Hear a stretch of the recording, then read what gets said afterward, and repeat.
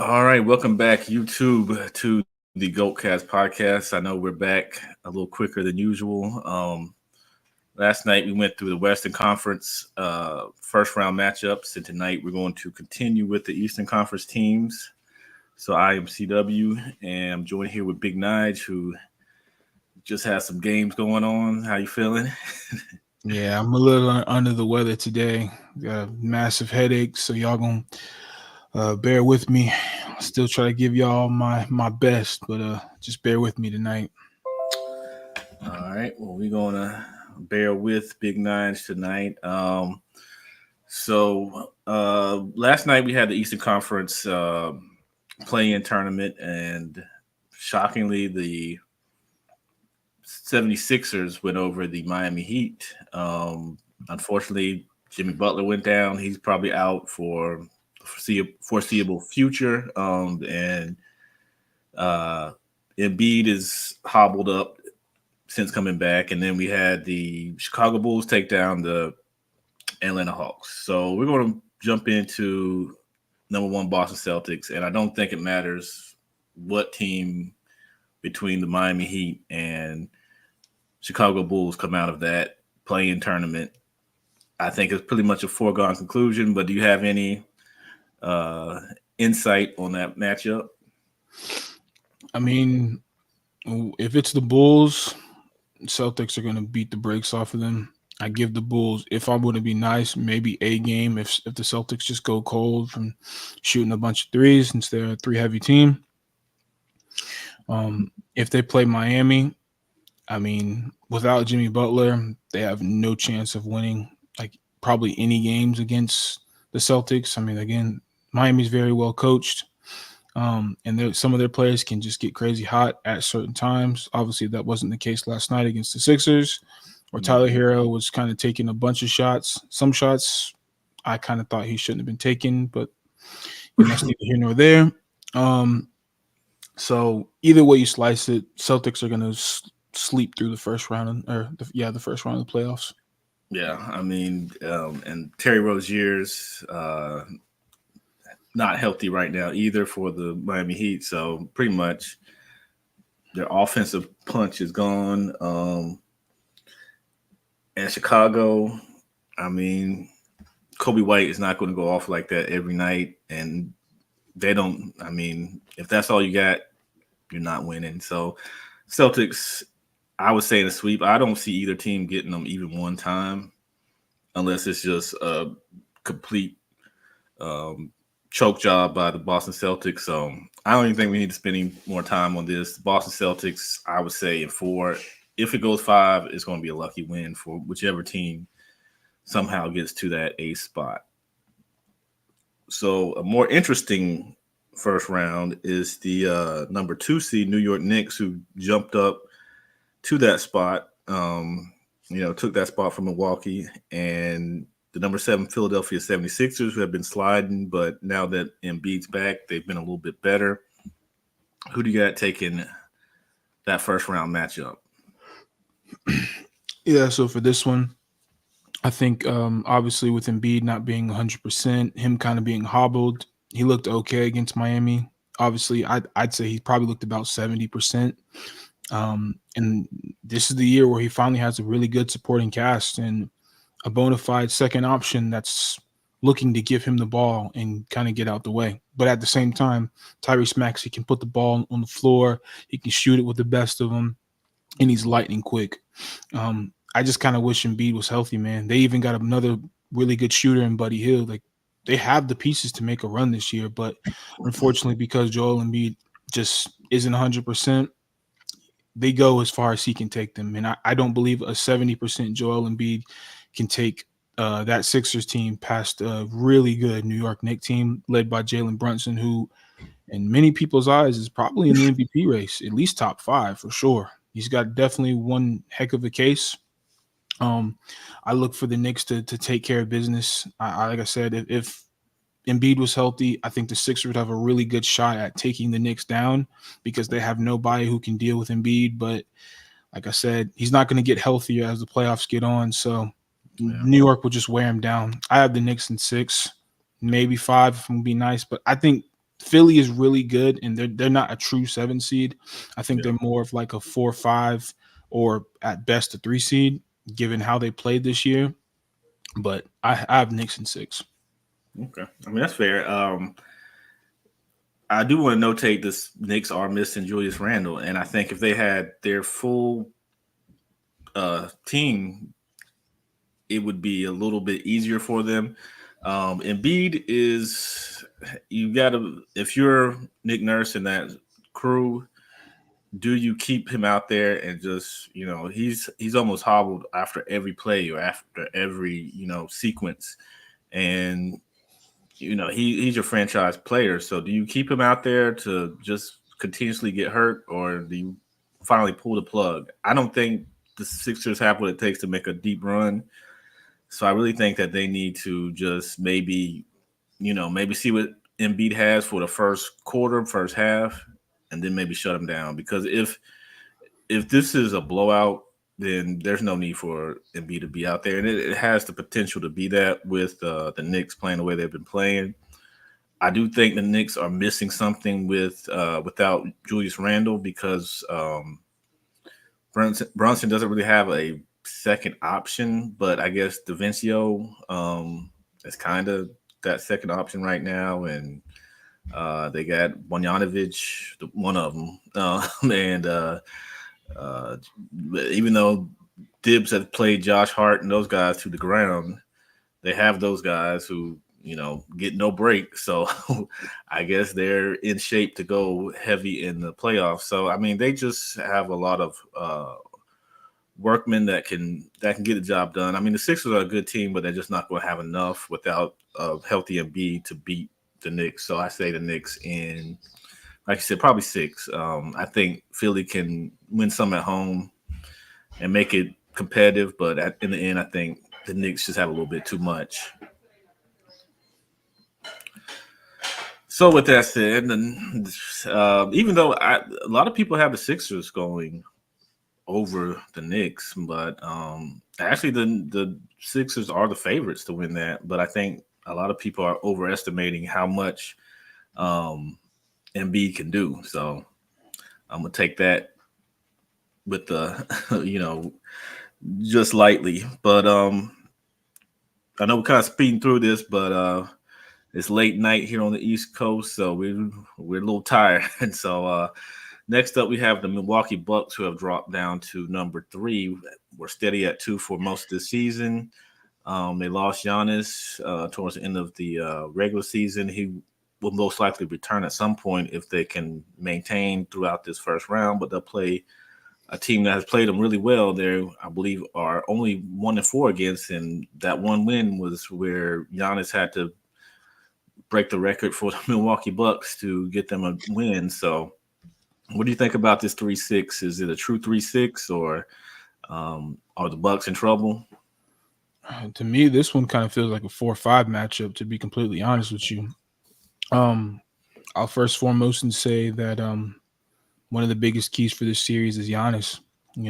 What version of Giannis will come back? Will he come back at all in the first round? And how dominant will he be? Because in these 5 games they played, he's average with that super big outlier game where he broke the record for in the Bucks. He averages 42 points against his team and 13 Mm. rebounds. Like he's been unguardable, and it hasn't mattered, truthfully speaking, in terms of the series matchup, because Indiana's 4-1 against them, and they're 5 times playing, including the play-in. They've pretty much owned this team. Um, Milwaukee does not look like they can stay in front of them. The Pacers are a very quick team. They don't play a lot of defense on the other end, but they are going to try to outscore you, and they're going to use their youth, and their versatility to, make it tough for the Bucks to stay in front of them. Um, I think Halliburton is obviously the engine that drives this Pacers team, and averaging 27 and 11, that's really good. But at the same time, one of the big question marks is he ready to take that step? Is he ready to, lead this team in the postseason? We've seen what he did in the regular season and in-season tournament. Can he replicate that and, be a really big difference maker in this series? Other keys in this series: Dame Lillard, for the Bucks. Mm-hmm. He's got to do better. I mean, he's averaging 20 points a game, 5 rebounds, 6 assists on 32% from the field, 26% from the three. It's not going to cut it against this team, especially with your guy Giannis, out for a few games, if not the whole first round. So they're going to need Dame to play like Portland Dame and, probably hover in that 27 points per game average, maybe even 30. Because, like I said, Indiana can really score that ball. And, Doc Rivers being your coach, that's not going to bode well for you. Just throwing that out there. But another guy I want to put up, Pascal Siakam was another addition for the Pacers. What is he going to look like in this playoff setting on a different team? Averaging 22 and 7 this year. Can he be a difference maker as well? Because, now you don't have a guy like Buddy Hield. You don't have Bruce Brown, guys who are key contributors in their victories against the Bucks. So, can Siakam fill some of those gaps with, his defensive versatility like a Bruce Brown, and maybe obviously he doesn't have the shot making ability as Buddy Hield, but he can draw fouls. He can, put his, wider frame at 6'8" and see if he can draw some fouls and be a real difference maker in the series. But all that being said, I'm very torn with this series because I think if Giannis was fully healthy and ready to go, I think the Bucks would have taken this in 6. But I'm gonna go Indiana in 6. I think they're gonna miss Giannis. They're gonna miss his effort on both ends. Obviously, 42 points per game is very hard. Yeah, it's some big shoes to fill, and I just don't think with Doc Rivers as your coach, I don't think your ceiling is very high. So I'm gonna go Indiana in 6. Okay. Yeah, Doc might be the outlier for this, for my thoughts on here. But if they had Giannis, I think this was the Bucks series to lose. I think when you have a team that has pretty much no interior defense and pretty much the game plan is to outscore you, that's not a good recipe in the playoffs. The issue is now that with no Giannis, you have to depend on Dame to take over, and then you're going to have to depend on a guy like Bobby Portis, Chris Middleton, those guys to, pick up the slack. So with Indiana, I think they lost a little bit losing Buddy Hield because he could light it up. And what's Matheson? What's his? Benedict Mathurin. Mathurin, yeah. They're missing him. If I'm Doc Rivers, I turn Brook Lopez back into the Brook Lopez of old and have him posted up, trying to just bully, Miles Turner and Toppin and all those guys and Siakam and get to the basket and make some easy baskets, which Giannis would give them. So with that said, I think that I just don't like a team that has no defense. Even though the Bucks are missing their superstar, I think Dame has enough where, he does show up. He does normally show up in the playoffs. I think he has enough to get these Bucks over the Pacers. The Pacers are unproven in the playoffs. This is really their first time with this, lineup. And I just don't think I don't give a lot of confidence to a team that is young and hasn't been battle tested in the playoffs. So I'm gonna go with the Bucks, even though they do have Doc Rivers. I got them winning in, I'd say 6. I was going to say 5, but I think 6. I think the Pacers will definitely get a couple games just off of their offense. But I think if you don't have defense in the playoffs, you can't go far, especially against a team that's been there with players that have been there. So I just can't give the Pacers this one. Not yet. Probably in another year or two, but not yet. Even missing Giannis. So that brings us to the 4-5 seed, which should be a good one. Not as good as the Western 4-5 seed, but the number 4 Cleveland Cavaliers versus the number 5 shocking Orlando Magic, who have been a bright spot in the Eastern Conference this season and have shown that they're going to be a problem going forward.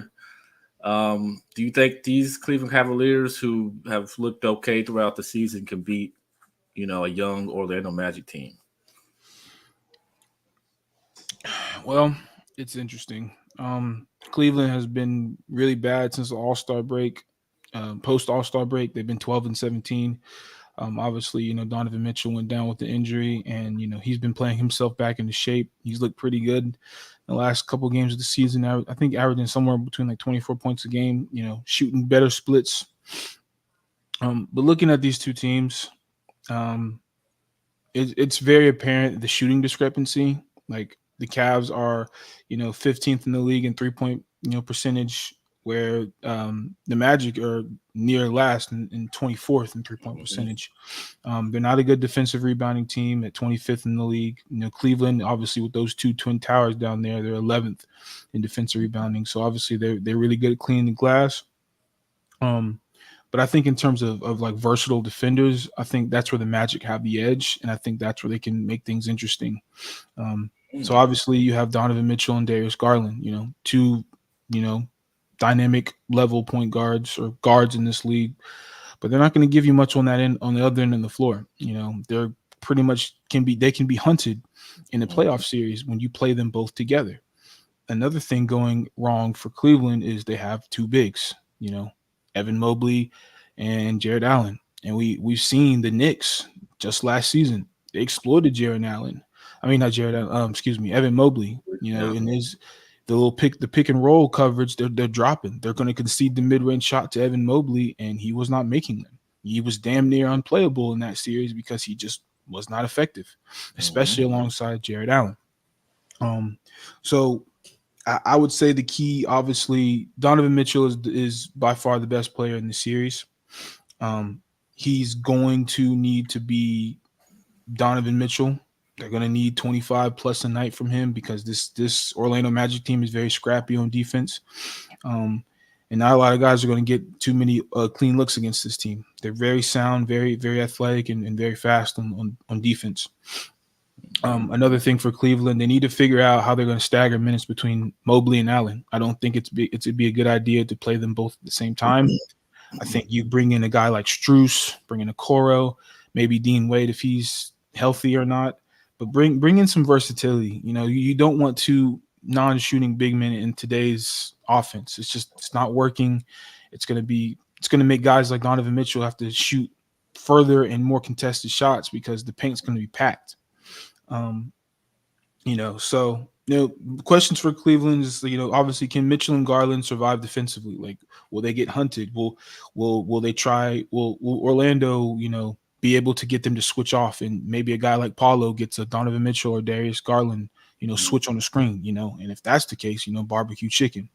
Um, and then obviously what adjustments will Cleveland make? And you can say that about any playoff team for sure, but Cleveland, I'm more worried about because they have different looks that they can throw at teams, but these guys that they're bringing in aren't defensive minded guys. They're no slouches. Like Struce isn't a slouch on defense, but you take out Evan Mobley, who's one of your better defenders, because you can't play him with Jared Allen, and now you're losing one of your best defenders on the floor, and obviously you're not a very good defensive team with you know Garland and Mitchell. So it's like you're bringing in more 3-point shooting but sacrificing defense.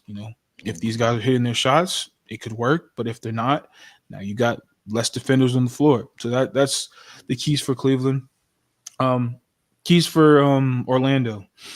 I think a guy like Jonathan Isaac's going to be big in this series. I don't think he's going to, score the ball at an elite level or nothing, but I think his defensive versatility, I think he could guard somebody like Donovan Mitchell. I think he can stay in front of somebody like Darius Garland, giving them different looks. Obviously, he's not locking down either one of these guards by no stretch of the imagination, but I think what he brings to the table on defense, I think that's going to be very key in slowing down, maybe bothering some of the Cleveland's guards. Um, Another question I have is Paulo Banchero. Is he ready to be a number one option in playoff series? He's still young. He still has a lot to prove in this league, and you know the Magic will be leaning on him and Franz Wagner and um, Mhm. Wendell Carter Jr., Jalen Suggs. You know, so it's like, can he be the guy? Because they're going to need him to be the guy. Obviously, like I said, Orlando is not a very good 3-point shooting team. I think obviously the game where he went off against Cleveland in their matchup, which they are 2-2, by the way, from the Mhm. season series. He really would just cook off of switches. But if Cleveland doesn't switch, can he make the adjustments in his game to knock down those shots, to knock down that mid-range shot if they give it to him? More questions that need answers. Um, and obviously it goes for the whole team. Can they hit perimeter shots? Because if you aren't hitting perimeter shots in today's era, you're not going to win. You're not going to win. You're not going to go deep in the playoffs because teams are just going to pack the paint and dare you to shoot. Nope. So if I was the Magic, I would say let Donovan Mitchell go for 40, 45, and just lock in on everybody else. Darius Garland, lock him down. Obviously if you bring in a Coro and Strus, let these guys don't let them get off. Don't double Donovan Mitchell and leave these guys wide open who can hit shots. Let Donovan Mitchell play hero ball, which he's accustomed to doing, which the Knicks kind of did in last postseason. Let Donovan Mitchell get his and just limit everybody else. I think that's how the Magic can definitely pull off this series. But if I'm a betting man, I'm going to say Cavs are going to take this series. I'm going to say it's going to go 7 games. 7 games. Okay. Yeah. Both teams are well coached. That's number one. I think this is where the Thunder comparison, the Orlando Magic are a young team like the Thunder. They're haven't had much. They don't have any really postseason experience. They're both teams were top 5, I believe, in the top 5 range of defense this season. But the bad thing about Orlando is they don't put up a lot of points, and in the playoffs, if you struggle to put up points, even if your defense, unless your defense is just next level, you're gonna have a rough time. So, like you said, if Paulo can go to that next level, it's going to be on him. But he doesn't have anybody. I don't see anybody that Franz and those guys. I don't see them matching what he'll need to get them forward. And Cleveland does have some veteranship there. They played last year. They had a pretty solid, not a solid run, but they at least got to the second round of the in the playoffs. And I just think that the key for there is Donovan Mitchell. Does he care to be there? He's kind of disgruntled. He don't know if he wants to stay in Cleveland. So is he going to show up at all?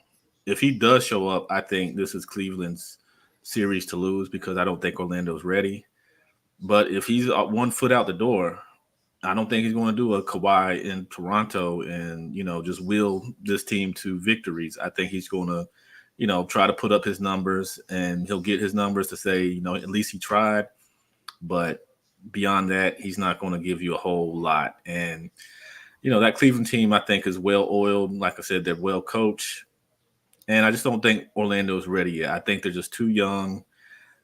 They don't have Paulo's great, but I don't think he's that guy to just carry this team to a first round victory. I see Cleveland winning this. I would say 5. I think Cleveland's just going to be a better team. Like I said, if Donovan Mitchell shows up, and that's the key, they have enough experience and enough guys that they're going to get it done. They don't know how to beat Orlando. Orlando, to me, is a great story for this season, but I don't think they have enough pieces to really. I think they can challenge Cleveland, but I don't think they can beat Cleveland in at least 4 games. So I'm going Cleveland in 5, but it's going to be a good series. Even if it's a gentleman's sweep, it's going to be a good series between them. I think we'll see where Orlando kind of is, and I think they'll be a really good playoff team come next year, but I don't think this is their year to really get it done. With Paulo being their focal point, he can put up points, but just not enough to get them to that next level. Okay. So I don't have the energy right now